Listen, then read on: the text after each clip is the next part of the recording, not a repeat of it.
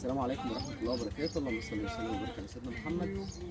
عايز تبدأ تزرع، اسأل نفسك الأول، أنت عايز تزرع نباتات زينة تفرح بيها ولا عايز مثمر عشان تاكل؟ طيب والله لو هتزرع نباتات زينة يبقى أنت كده حصرت نفسك ما بين الهيومك والحديد والمركب المتوازن مع المكافحة اللي احنا اتكلمنا عليها قبل كده.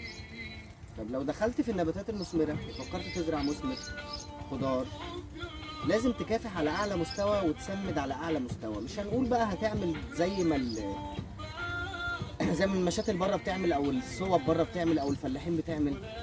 انت ما يهمكش تحجيم ثمار، ان انت تكبر الثمره قوي، ما يهمكش تضغط هرمونات، يهمك انك تاكل اورجانيك. يبقى هتدي النبات احتياجاته من الاسمده، ولازم تكافح لان معظم الخضار والفاكهه محتاجه مكافحه علشان خاطر تلاقي منها انتاج. تبقى انت عامل حسابك على ده. والسلام عليكم ورحمه الله.